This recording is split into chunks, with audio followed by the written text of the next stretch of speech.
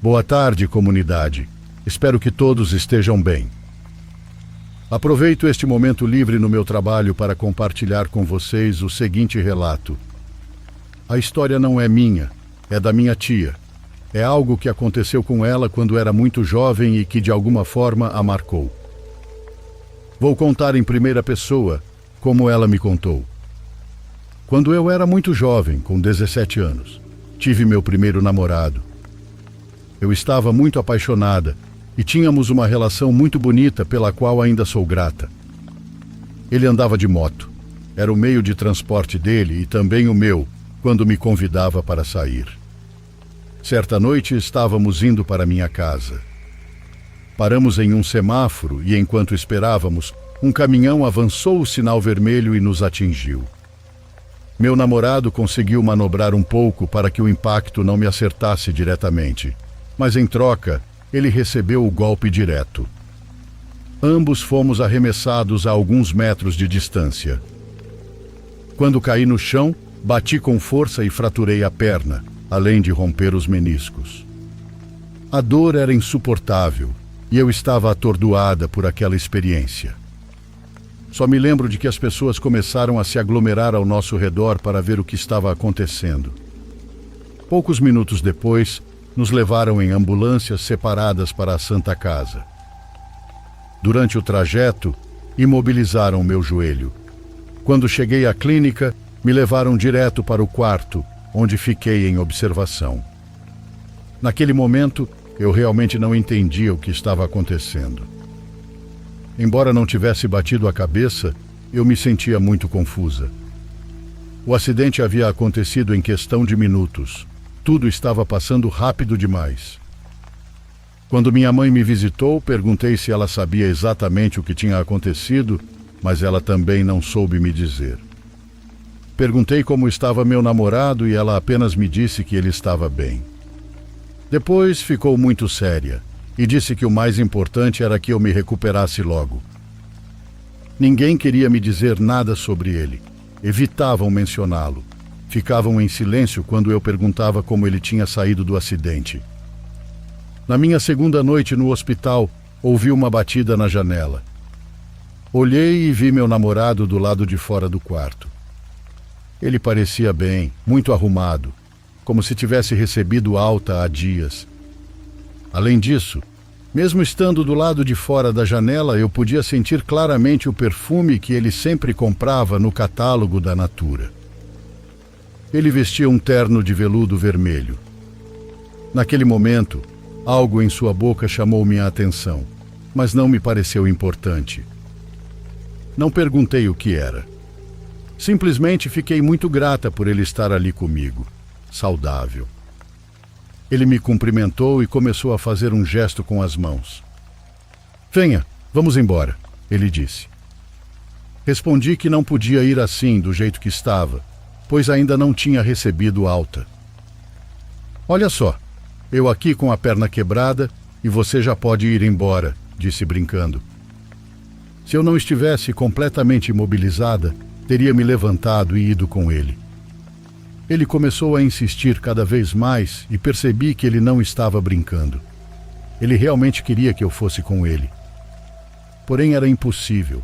Eu estava completamente presa à cama. Na terceira noite, ele também foi me ver. Desta vez, achei um pouco estranho que ele estivesse usando a mesma roupa, mas não perguntei por quê. Para mim, não importava o que ele estava vestindo, mas que ele estivesse ali, que nós dois estivéssemos bem. Depois deixei de vê-lo, e alguns dias depois a mãe dele foi me visitar. Ela me disse com muita dor que seu filho havia morrido no dia do acidente. O golpe que ele recebeu para me proteger foi tão forte que não houve nada que os médicos pudessem fazer para salvá-lo. Ele sobreviveu à viagem na ambulância e os paramédicos conseguiram conter a hemorragia. Mas apesar de todos os esforços, não foi suficiente. Ele faleceu na sala de emergência.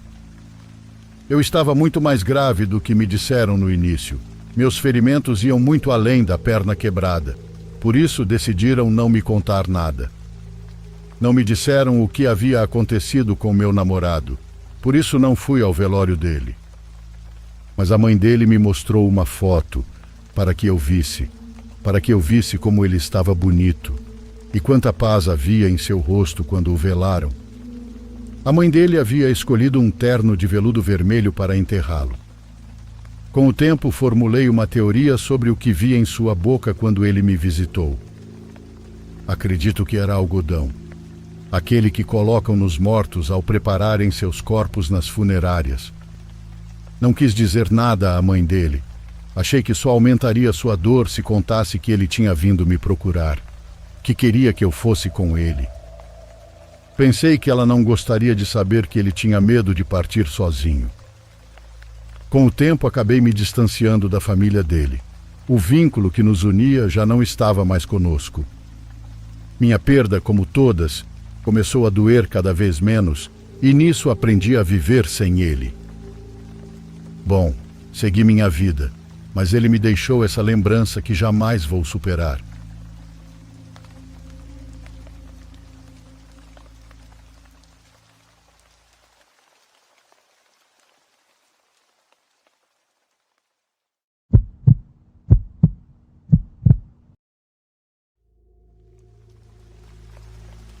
Esta é a primeira vez que compartilho uma história e espero que gostem. Para começar, devo contar que sou um ciclista amador e gosto muito de pedalar à noite. Sou de Morelia, no México, uma cidade que recentemente se tornou popular no mundo do ciclismo por sua localização ideal para percursos de montanha e estrada. Numa quarta-feira, não faz muito tempo, decidi sair com meus amigos para um vilarejo próximo e fazer uma rota híbrida. Durante a subida pela estrada, acabei me afastando um pouco do grupo. Nesse trecho, enquanto pedalava sozinho, senti como se alguém estivesse me observando das laterais da estrada, mas naquele momento não aconteceu nada além dessa estranha sensação. Durante a descida pela montanha, um dos meus amigos disse que sentiu como se alguém o estivesse seguindo de perto quando ele se adiantou do grupo. Ao chegar ao final do percurso na montanha, ele nos contou isso, e nós rimos do assunto, mas ainda não levávamos a sério. Uma parte desse trajeto inclui visitar uma fazenda abandonada, onde as pessoas podem entrar e passear. Na maior parte, o lugar está bem cuidado, mas há uma área no fundo onde não é incomum encontrar trabalhos de bruxaria e símbolos que eu não conheço. Naquela tarde não foi diferente. Encontramos essas coisas, mas decidimos ignorá-las como das outras vezes. Subimos no telhado para tirar fotos e, ao descer, um dos meus amigos disse que de relance viu um homem nos observando, que rapidamente se escondeu. Ao terminar o passeio pela fazenda, já era noite e decidimos continuar descendo para chegar ao vilarejo mais próximo. Nos separamos e eu fiquei para trás. No entanto, a partir daquele momento, por todo o caminho senti e até ouvi como se outra bicicleta estivesse me seguindo de perto, cada vez mais próxima, mas não havia mais ninguém ali. Estava prestes a chegar ao vilarejo, atravessando o trecho mais escuro e perigoso do caminho, quando a bicicleta invisível parecia estar rodando quase ao meu lado. Então, ouvi alguém sussurrar no meu ouvido: "Cuidado!" Momentos depois, caí da bicicleta, mas ao fazer isso, evitei colidir em uma curva no final daquela descida, onde se atingia grande velocidade.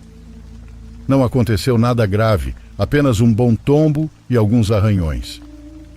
Aquela quarta-feira, que parecia ser normal, terminou sendo cheia de acontecimentos estranhos, como se estivéssemos mais sensíveis que o normal a coisas que não pertencem a este plano. Algum tempo depois, passei pela mesma curva, mas durante o dia, e pude ver que havia uma cruz ali. Quando perguntei sobre ela, as pessoas do vilarejo me contaram que um ciclista havia morrido ao colidir naquela curva à noite. Bom, não tenho respostas exatas para o que me aconteceu naquele dia, mas foram acontecimentos muito interessantes.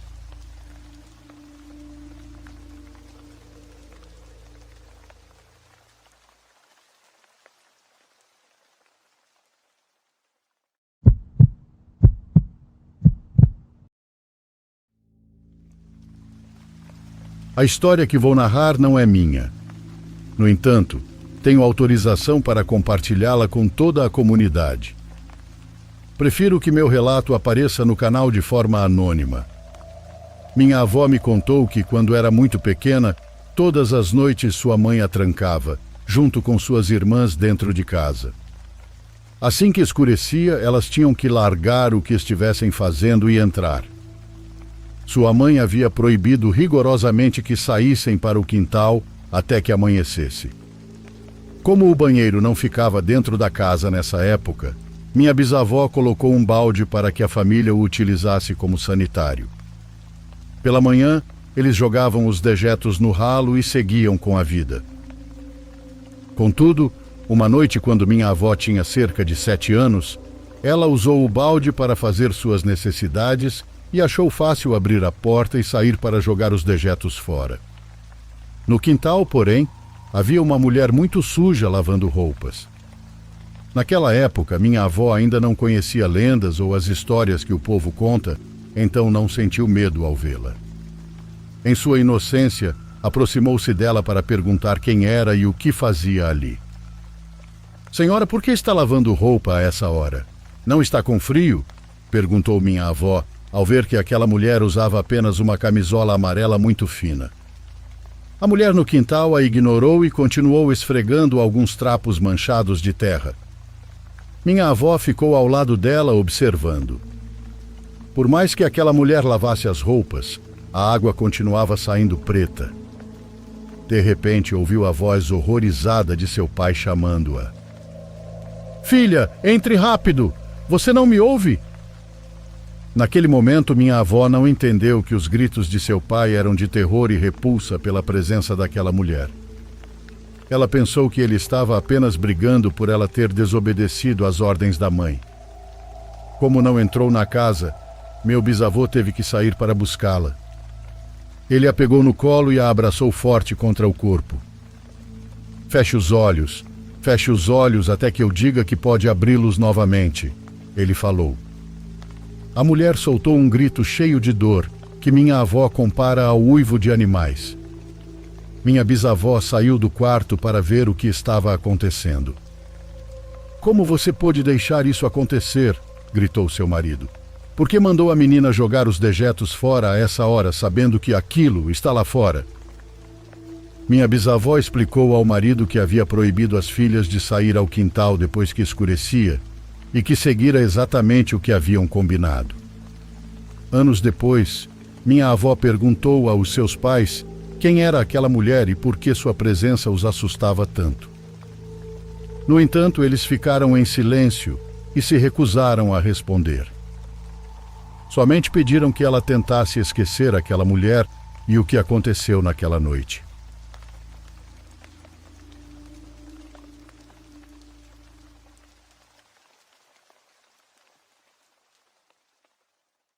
Por favor, curta e se inscreva se você estiver gostando.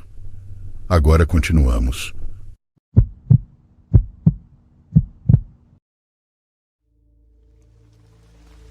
Olá, comunidade do Diário dos Pesadelos. Meu nome é André. Desde criança, sempre senti uma atração muito forte pelo tema do paranormal, sejam vídeos, filmes, séries ou relatos. Não consigo explicar o porquê, mas é assim. Não sei se posso chamar isso de um dom, mas tenho certa sensibilidade para perceber aquilo que à primeira vista é muito difícil de observar. Sempre me senti confortável na casa dos meus avós, embora toda vez que os visito veja um menino brincando no quintal durante as noites. Na verdade, todos na família já o vimos, mas nenhum de nós sente medo de sua presença. Sabemos que ele não é mau, só quer brincar. Estou contando esse detalhe para que vocês entendam que estou acostumado a ter contato com seres que já não habitam o mesmo plano existencial que nós. Todavia, a história que quero compartilhar começou quando comecei a trabalhar como mensageiro em uma empresa do ramo de fotografia. Eu estava na divisão de engenharia, responsável por manter a ordem no depósito onde guardávamos os equipamentos dos fotógrafos. Às vezes, quando estava sozinho no depósito, Percebia movimentos de algo entrando e saindo das prateleiras onde guardávamos os equipamentos. Bom, quando meus colegas e eu fazíamos festas da empresa, sempre havia o bom e velho álcool. Como terminávamos muito tarde, muitas vezes eu ficava para dormir lá mesmo, por segurança, pois queria evitar usar o transporte público tão tarde. Em uma dessas noites, vi uma menina no final do corredor e ela também me viu. Ela estava vestida completamente de preto e não tentou se aproximar, apenas ficou parada onde estava. Naquele momento, para ser sincero, me questionei se ela era real ou se era apenas minha imaginação. Entrei em uma das salas para dormir e tentei esquecer dela. No dia seguinte, contei para meus colegas de trabalho o que havia visto e, como era de se esperar, eles não acreditaram em mim. Disseram que devia ser efeito do álcool e que eu ainda estava bêbado. Contudo, essa menina começou a se manifestar com mais frequência.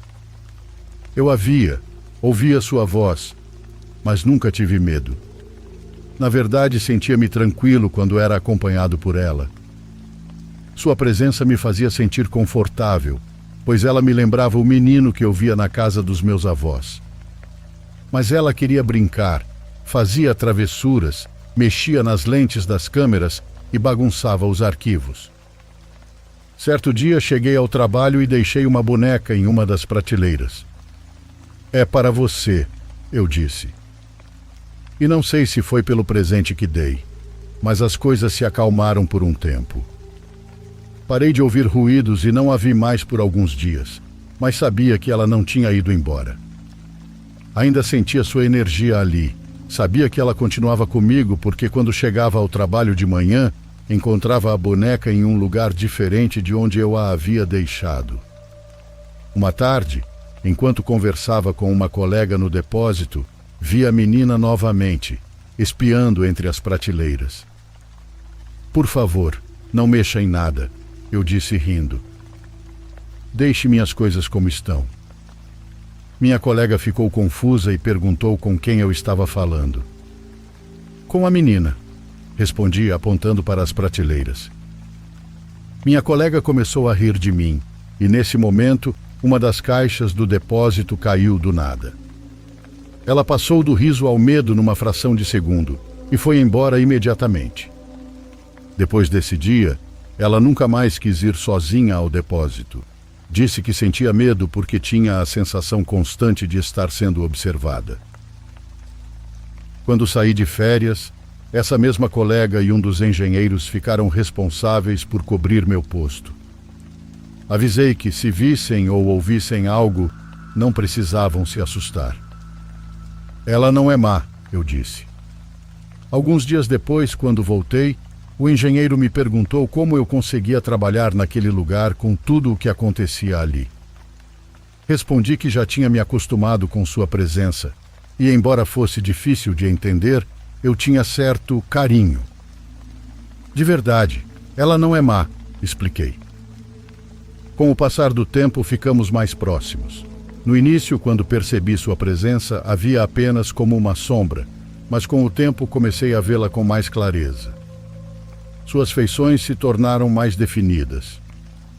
Quando saí da empresa de fotografia e fui trabalhar como auxiliar de depósito em outro lugar, ela foi comigo. Começamos a nos comunicar através dos meus sonhos. Aprendi muito sobre ela, sobre quem tinha sido, e aprendi a conversar com ela em qualquer momento. Um dia meu chefe perguntou com quem eu conversava tanto. "Mesmo que eu te conte, você não vai acreditar", respondi. Ele insistiu e então contei sobre a menina. Expliquei que ela me acompanhava há muito tempo e que não queria ficar sozinha. Ele obviamente não acreditou e zombou de mim. Mas certa manhã, antes de eu cumprimentá-lo, ele pediu desculpas. Contou que na noite anterior tinha ficado sozinho no depósito e viu uma sombra. Ao tentar se aproximar, antes dela correr, viu que era uma menina vestida de preto e com roupas antigas. Ela correu entre as mercadorias e ele ouviu uma risada igualzinha à de uma criança. Assustado, Ele pediu ao segurança que revisasse as gravações das câmeras. Não tinha nada nelas. Desde então, ela sempre está comigo, cuidando de mim e até da minha filha pequena.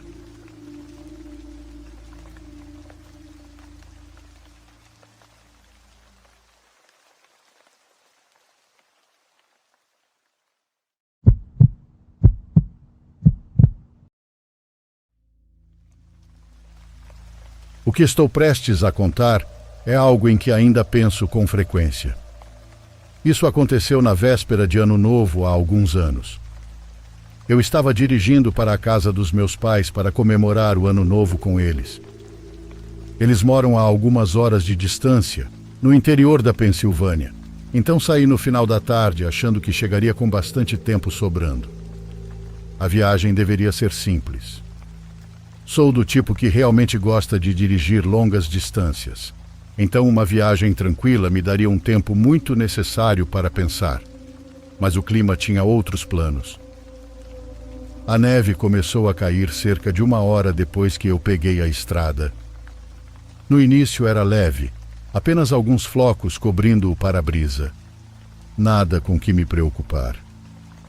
Na verdade, achei a neve bem bonita, mas tenho quase certeza de que me auto-sabotei. Quanto mais eu dirigia, mais forte a neve caía.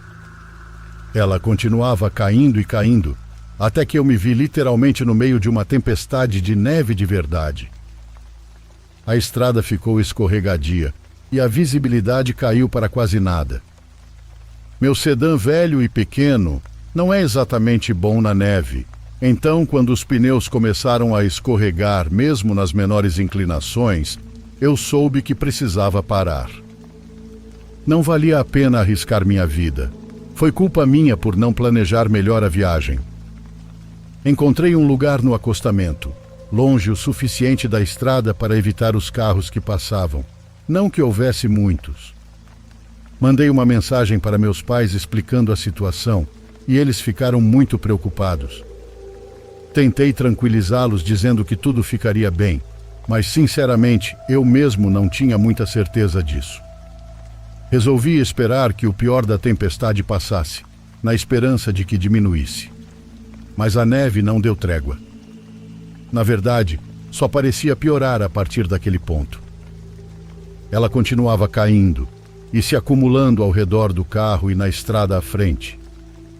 Depois de mais ou menos 1 hora, ficou claro que eu não iria a lugar nenhum naquela noite. Meu pai se ofereceu para tentar vir até mim, mas eu disse que isso seria um suicídio. Falei que, se a neve não diminuísse, eu chamaria a emergência, o que ele aceitou a contragosto como uma solução razoável. Eu realmente não queria chamar a ajuda, então disse a mim mesma que a tempestade teria que diminuir em algum momento e decidi que, se não diminuísse até eu ficar com sono, chamaria a bendita emergência. A ideia de passar a noite no carro me deixava nervosa. Eu não queria ficar sem gasolina tentando me manter aquecida e estava preocupada em acabar com a bateria mantendo as luzes ou o aquecimento ligados por muito tempo. Fiquei lá, ligando e desligando o motor de vez em quando, tentando economizar o que podia. O vento uivava lá fora e eu começava a sentir o peso do isolamento quando olhei pelo retrovisor e vi faróis cortando a tempestade atrás de mim. Eu literalmente quis pular de alegria quando vi que um limpa-neve parou ao meu lado. Baixei o vidro enquanto o motorista se inclinava para fora do dele. Era um homem mais velho, talvez na faixa dos 50 anos. Ele parecia simpático. Estava usando um casaco grosso e um gorro preto de lã que cobria as orelhas.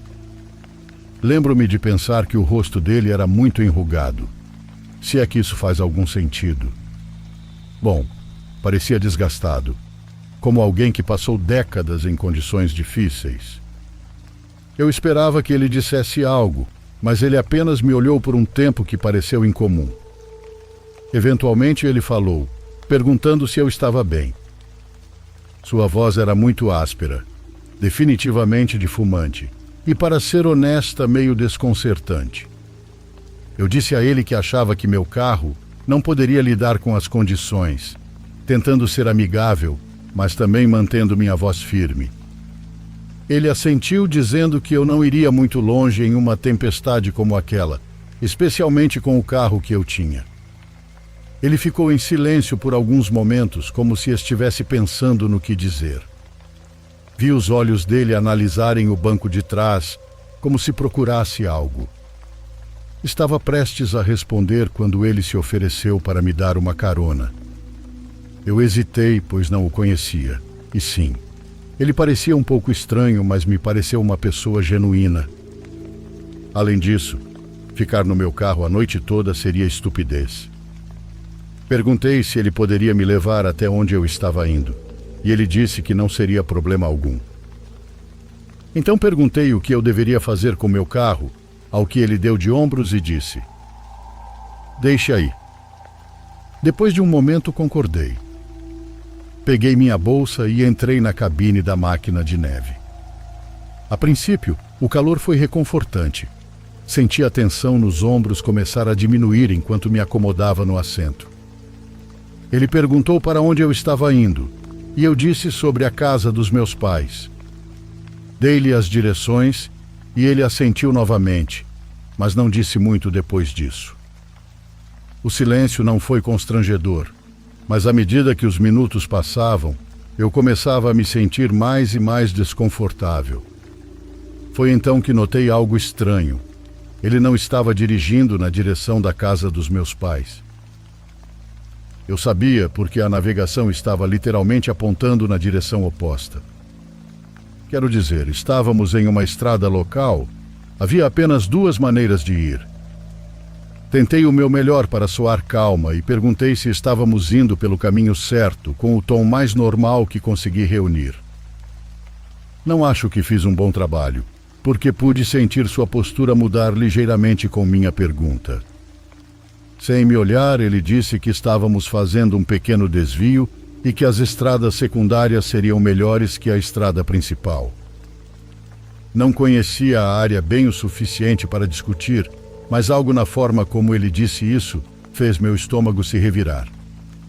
Continuamos a dirigir um pouco mais, e ele realmente saiu da estrada principal e começou a seguir por uma estrada secundária. Pelo menos o GPS dizia que estávamos indo na direção certa, então pensei que estava apenas sendo paranoica. Porém, algo em meu instinto ainda me dizia que ele estava estranho, então comecei a olhar mais de perto a cabine.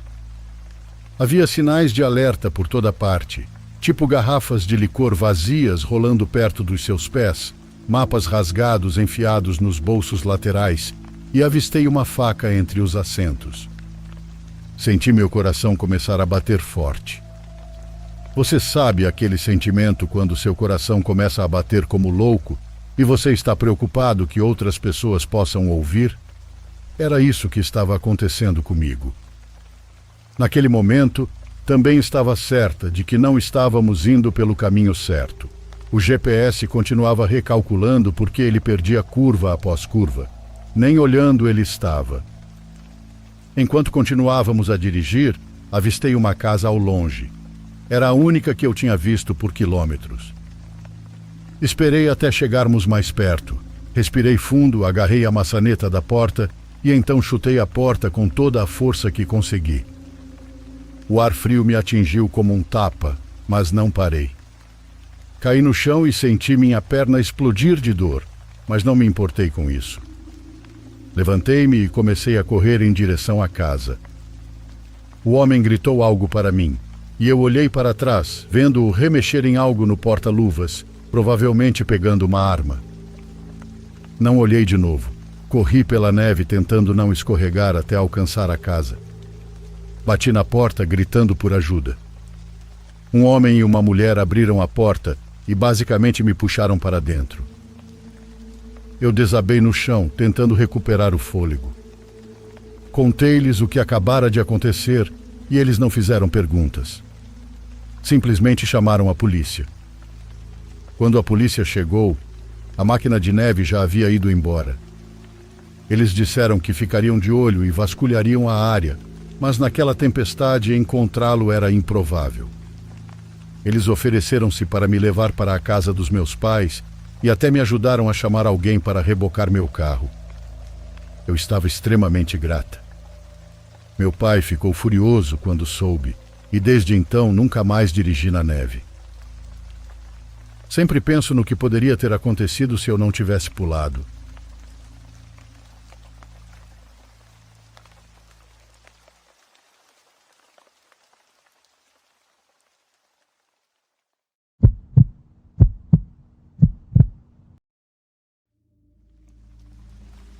Boa tarde, linda comunidade.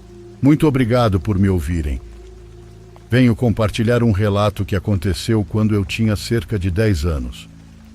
Naquela ocasião, minha família e eu tínhamos planejado fazer uma viagem, que seria um presente de aniversário para o meu irmão mais velho.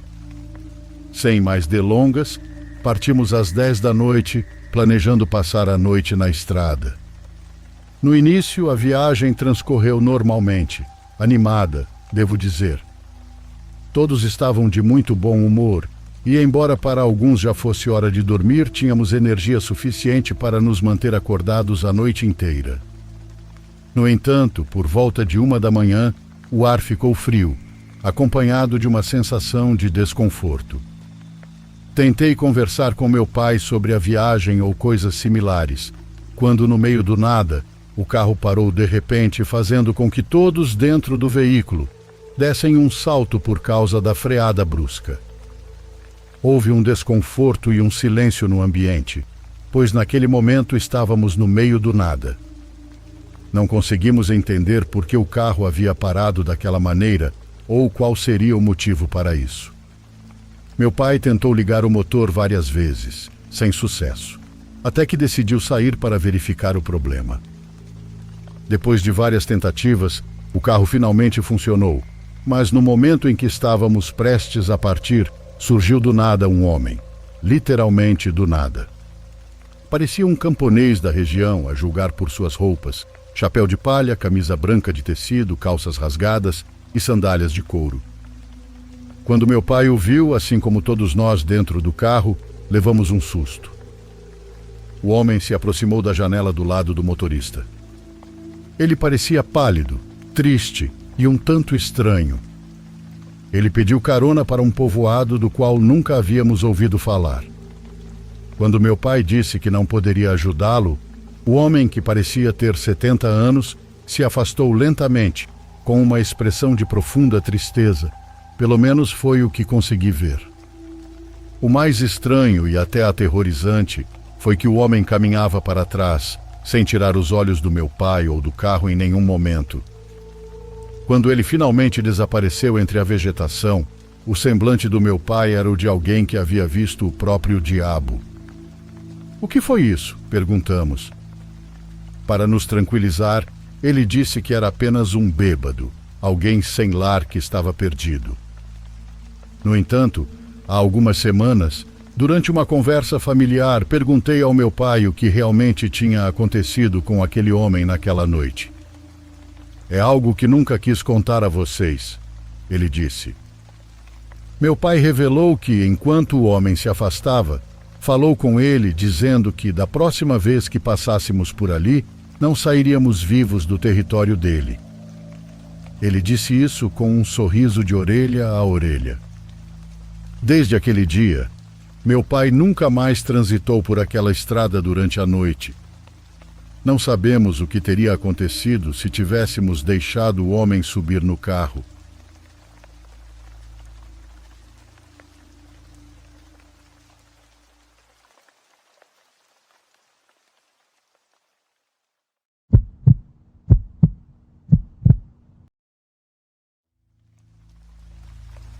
Eu estava trabalhando na divisa entre Virgínia e a Virgínia Ocidental.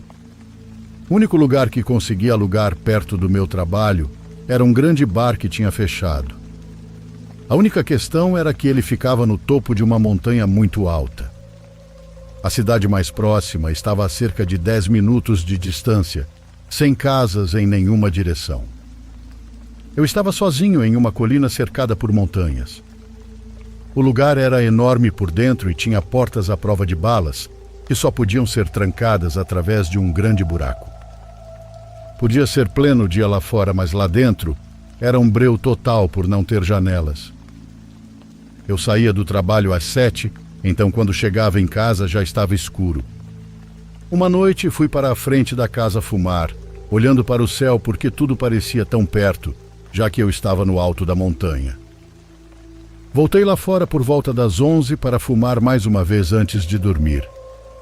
Olhei para cima de novo e, se você puder imaginar o comprimento de 4 carros enfileirados, esse era o tamanho daquilo no céu. Havia uma luz em cada extremidade. Por um momento pensei: nossa, que interessante. Pensei isso porque estava tão baixo que, se eu tivesse jogado uma pedra, juro que teria acertado.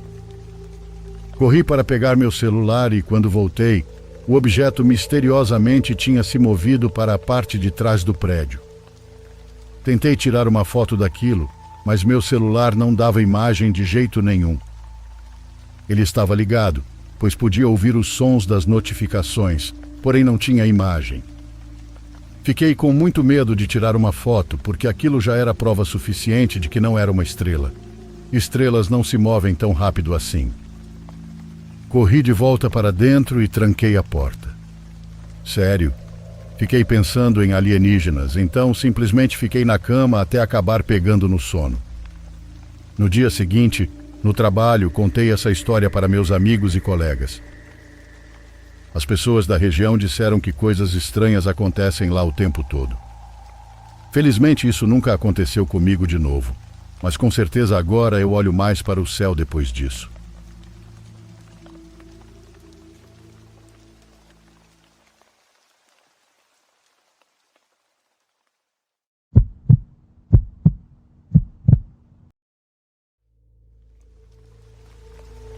Essa não é a história mais longa do mundo, mas com certeza me deu um baita susto.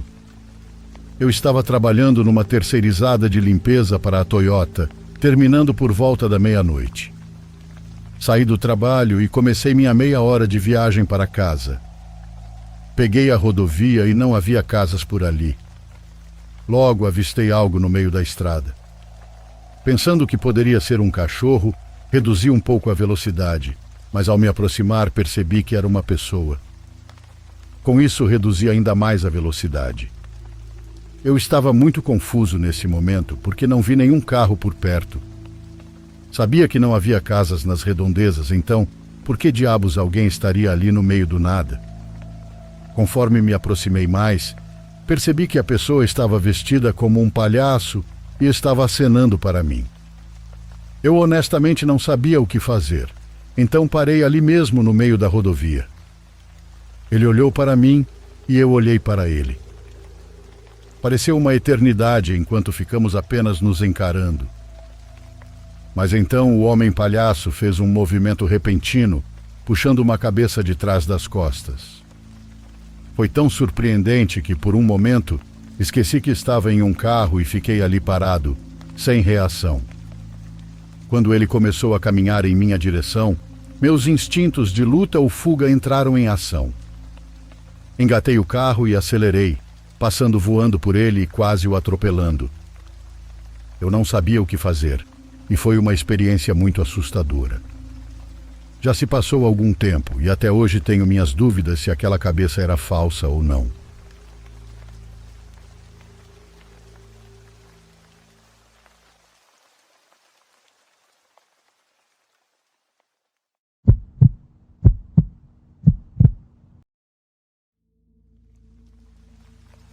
Há 4 anos, quando meu namorado e eu ainda estávamos no início do namoro, minha irmã sugeriu que tentássemos uma viagem de mergulho juntos. Ela nos contou sobre uma pedreira rodeada por um acampamento, com águas cristalinas de um azul límpido. É bem conhecida por suas águas belas e transparentes e é um ponto popular para mergulho e snorkeling em Toronto. Achamos que seria uma aventura divertida e decidimos tentar. Além disso, algumas pessoas dizem que há um helicóptero e um ônibus escolar submersos que você pode mergulhar para ver. Meu namorado e eu decidimos acampar lá por uma noite. A princípio, nos divertimos muito. Fizemos snorkeling na parte rasa da pedreira, e mesmo com a água sendo um pouco profunda, eu estava me divertindo. A água tem cerca de 20 metros de profundidade, então, quando passamos da área rasa, rapidamente se tornou uma escuridão total. Foi então que percebi que tenho um forte medo de águas profundas. Além da escuridão assustadora, há algo realmente inquietante no lago. Ele é completamente imóvel. Afinal, é uma pedreira. A água não tem corrente, o que faz com que pareça ainda mais estranho. Depois que terminamos o snorkeling, meu namorado e eu voltamos para nosso acampamento para relaxar e descontrair durante a noite. Estávamos acampando em um local gramado, abaixo de uma colina que dava para a estrada. Nossa barraca estava montada em uma área arborizada que se estendia do nosso acampamento. Do outro lado da grama havia outro acampamento que parecia bem utilizado, mas nossos vizinhos não estavam lá no momento. Estávamos cozinhando cachorros quentes na fogueira quando nossos vizinhos finalmente voltaram. Já era noite e eles foram direto para a cama. Meu namorado e eu estávamos conversando ao redor da fogueira quando notamos uma figura escura parada no topo da colina, nos observando. As sombras da fogueira dificultavam ver os detalhes, mas era claro que ele estava nos encarando diretamente. Ele ficou lá por um tempo que pareceu uma eternidade, apenas nos observando. Eventualmente, ele começou a descer pela estrada, movendo-se lentamente e desaparecendo atrás das árvores. Ficamos completamente em silêncio, mantendo os olhos nele enquanto ele se afastava. As árvores estavam conectadas ao nosso acampamento e também ficavam entre nós e ele. Eu não conseguia dizer se ainda estava atrás de uma árvore ou se havia desaparecido. Fiquei muito assustada, me perguntando onde ele tinha ido. Vi que meu namorado olhava na mesma direção, confuso, mas ele deu de ombros e, ingenuamente, eu também. Acabamos esquecendo da figura e decidimos dar uma olhada na pedreira tarde da noite. As estrelas refletindo na água eram incríveis e foi realmente pacífico, mas a água negra e profunda ainda era bastante assustadora. Quando voltamos ao nosso acampamento, nos enfiamos na barraca. Enquanto relaxávamos, comecei a me sentir desconfortável, mesmo tentando ignorar. A sensação não foi embora e continuei pensando na figura assustadora de mais cedo. Depois de ficarmos em silêncio por um tempo, meu namorado de repente perguntou: "Você se sente como se estivéssemos sendo observados?" Eu disse: "Por que você diz isso?" Meu namorado decidiu que queria sair da barraca, então nos movemos para perto do meu carro.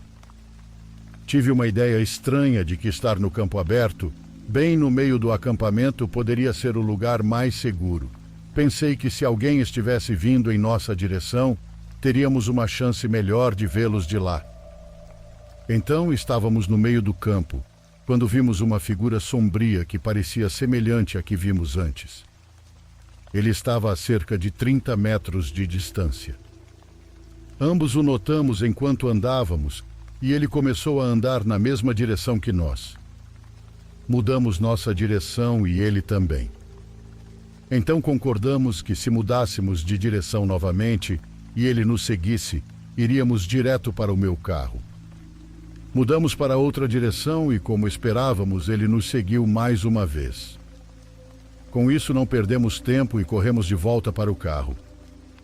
De dentro do carro, vi ele lentamente se afastar na escuridão, ainda nos encarando. Meu namorado então disse: "Vamos sair daqui", e eu concordei, mas todos os nossos equipamentos de acampamento ainda estavam do lado de fora. Recolhemos nossas coisas em silêncio, tentando não assustar um ao outro. A parte mais estranha da história vem a seguir, na minha opinião. Os faróis do carro não estavam funcionando, e havia uma névoa estranha no para-brisa que não desaparecia, não importa o que tentássemos.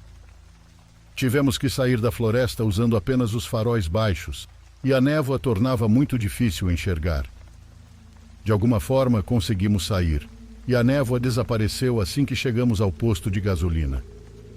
Chegamos em casa por volta da 1 da manhã, e contei a história para o meu pai no dia seguinte.